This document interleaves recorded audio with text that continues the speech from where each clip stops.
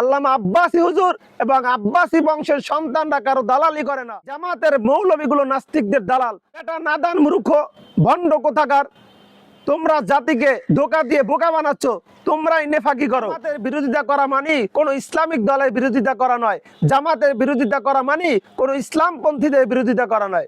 যেই লোকটি 16 বছর মাঠে ময়দানে খানকায় মসজিদের মেম্বারে সব জায়গায় নাস্তিকদের মস্তক চূর্ণ বিচূর্ণ করে দিয়েছে, নাস্তিকদের বিরোধিতা করেছে, সমালোচনা করেছে, তাদের অস্তিত্ব বিলীন করে দিয়েছে, মাটির সাথে মিশিয়ে দিয়েছে, বাংলার জমিন থেকে তাদের গোড়াকে কেটে দিয়েছে, আর তুমি বলছো আল্লামা আব্বাসী হুজুর নাস্তিকদের দালাল। তুমি যাদের নব্য ফ্যাসিস্ট বুঝাতে চাও তাদের লুঙ্গির নিচে আঁচলের নিচে 16 বছর তোমরা আশ্রয় নিয়েছো।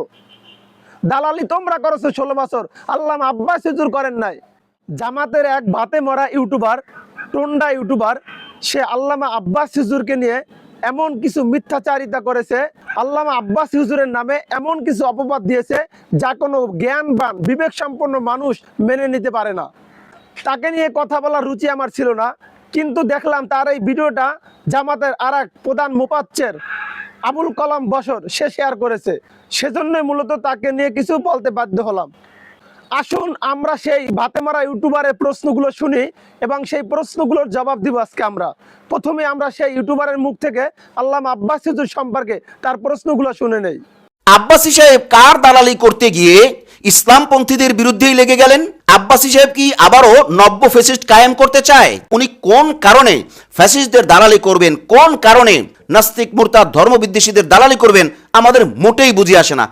সেই ভাতে মরা ইউটিউবার বলেছে আল্লামা আব্বাসী হুজুর কার দালালি করতে গিয়ে ইসলামপন্থীদের বিরোধিতা করে, ইসলামিক দলগুলোর বিরোধিতা করে।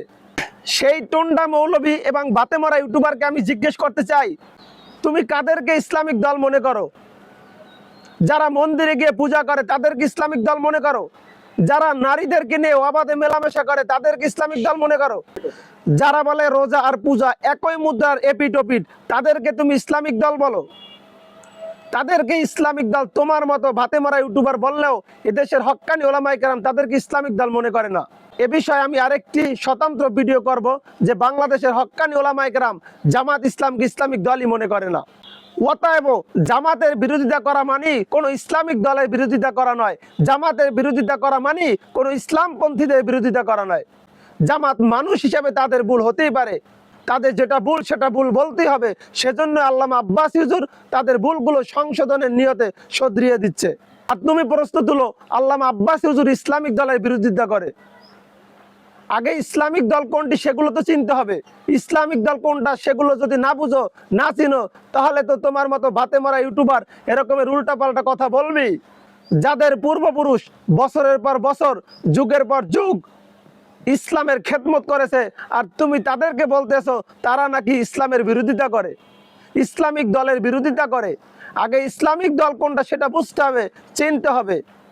এরপরে এই ভাতে মারা ইউটিউবার আরেকটি প্রশ্ন তুলছে যে আল্লামা আব্বাসী হুজুর নাকি নব্য ফ্যাসিস্ট প্রতিষ্ঠাতা করতে চায় এবং নব্য ফ্যাসিস্টের দালালি করে, এবং 16 বছর নাকি আল্লামা আব্বাসী হুজুর ফ্যাসিবাদের পক্ষে দালালি করেছে।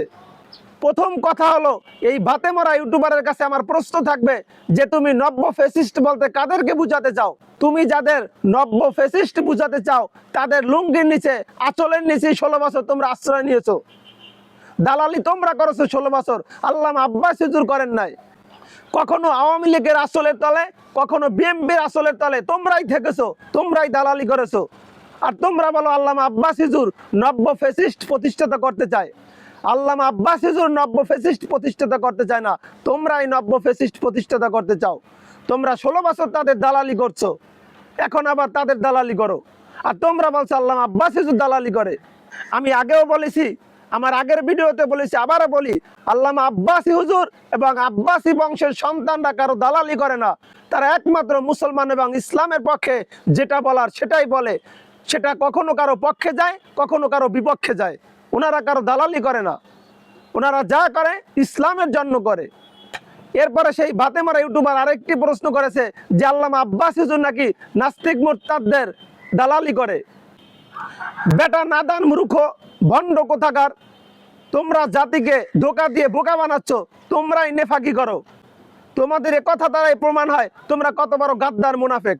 দেশের মানুষ দেখেছে আল্লামা আব্বাস হুজুরের কি ভূমিকা ছিল নাস্তিকদের বিরুদ্ধে। আর তুমি বলছো আল্লামা আব্বাস হুজুর নাকি নাস্তিক মুরতাদদের দালালি করে। যেই লোকটি 16 বছর মাঠে ময়দানে খানকায় মসজিদের মেম্বারে সব জায়গায় নাস্তিকদের মস্তক চূর্ণ বিচূর্ণ করে দিয়েছে, নাস্তিকদের বিরোধিতা করেছে, সমালোচনা করেছে, তাদের অস্তিত্ব বিলীন করে দিয়েছে, মাটির সাথে মিশিয়ে দিয়েছে, বাংলার জমিন থেকে তাদের গোড়াকে কেটে দিয়েছে। আর তুমি বলছো আল্লামা আব্বাস হুজুর নাস্তিকদের দালাল। আল্লামা আব্বাস হুজুর নাস্তিকদের দালাল নয়, বরং তোমরাই নাস্তিকদের দালাল। এই জামাতের মৌলবীগুলো নাস্তিকদের দালাল, আমি তা একটু পরে প্রমাণ করছি। তার আগে আমি আর কয়েকটি কথা বলে নেই। দেখুন 17 বছর তো আল্লামা আব্বাস হুজুর নাস্তিকদের মস্তিষ্ক চূর্ণ বিচূর্ণ করে দিয়েছে, কিন্তু 5ই আগস্টের পরে নতুন করে কিছু নাস্তিক মাথাচাড়া দিয়ে উঠেছিল। তাদের ভিতরে সবচেয়ে বড় নাস্তিক এই ফরহাদ মাঝার। আল্লামা আব্বাস হুজুর তাকেও ছাড় দেন নাই, তার অস্তিত্ব মাটির সাথে আল্লামা আব্বাস হুজুর বিলীন করে দিয়েছে। কিন্তু দুঃখের বিষয় হলো যেই ইউটিউবার এবং যেই মৌলবীগুলা বলেছে আল্লামা আব্বাস হুজুর নাস্তিক মুরতাদদের দালাল, তাদের দলের নেতা এবং তাদের দলের কিছু মৌলবীরা এই ফরহাদ মাঝারের সাথে প্রোগ্রাম করে। এই ফরহাদ মাঝারের সাথে তারা একাধিক প্রোগ্রাম করেছে। তাদের প্রোগ্রামের ভিতরে এই ফরহাদ মাঝারকে দাওয়াত দেয় এবং এই ফরহাদ মাঝার তাদের প্রোগ্রামে গিয়ে তাদের প্রশংসা করে। আমি জামাতকে প্রশংসা করি, জামাতের যে এই যে বিচক্ষণতা আছে, এতেই তো বোঝা যায় ডাল মে কুচ কালা হয়, কারা নাস্তিকদের দালাল, কারা ফেসিবাদের দালাল।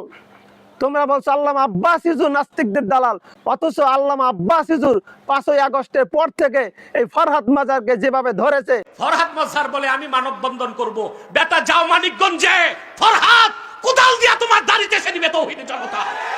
আমি ফরহাদকে চ্যালেঞ্জ করছি, তার সাথে আমার ডিবেট অফলাইনে না, অনলাইনে না, অফলাইনে করব। ঢাকা বিশ্ববিদ্যালয়ের স্টাডি রুমে করতে চাই। বুড়া খাটাসটা রাজি হয় নাই। তোমাদের মৌলবীগুলো যদি সেভাবে ধরতো তাহলে নাস্তিকদের অস্তিত্ব থাকতো না বাংলাদেশে।